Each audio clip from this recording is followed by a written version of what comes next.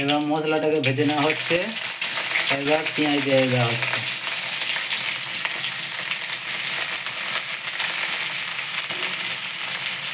আমাদের আজকে দেখানো হবে কীভাবে ঘুগনি দেওয়া হয়। প্রথমে তেল দেওয়া হলো, তেল দেওয়ার পর আপনার টমেটো দেওয়া হচ্ছে, তেজপাতা, পেঁয়াজ সব দেওয়া হয়েছে। আপনাদের রাঁধুনি রান্না করছে, হাসছে আর রান্না করছে, খুব ভালো লাগছে। এরপর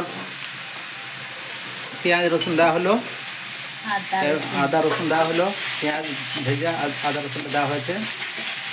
এবার ভালো করে কষে নেওয়া হচ্ছে মশলাটাকে। মশলাটা অনেকক্ষণ ভাজার পর, এবং মশলাটা অনেকক্ষণ ভাজার পরে আমরা এখানে লঙ্কা গুঁড়ি, হলুদ গুঁড়ি, জিরা গুঁড়ি সব এখানে দিয়ে দেওয়া হলো এবং মশলাটাকে ভালো করে পাকিয়ে নেওয়া হচ্ছে। আপনাদের রাঁধুনি হাসি করছে, দেখুন। স্বাদ মতো নুন দেওয়া হয়েছে।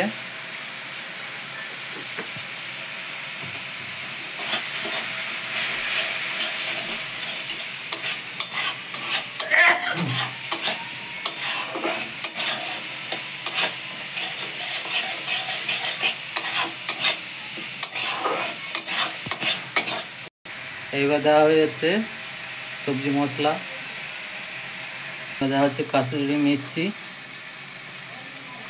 দেওয়া হয়ে গেল। আচ্ছা করে মশলাটাকে তৈরি করে নেওয়া হচ্ছে।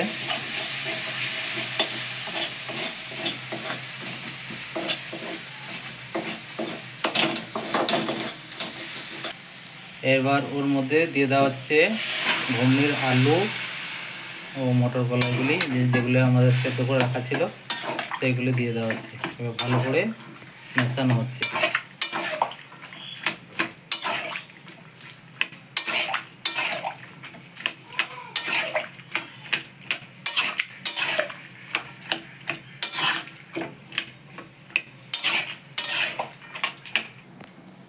এবার আমাদের ঘুগনিটাকে ফুটিয়ে নেওয়া হলো।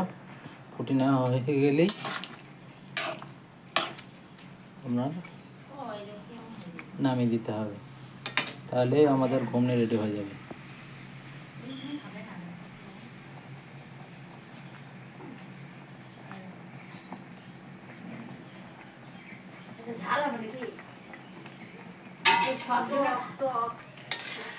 আমাদের ঘুগনি এবার রেডি।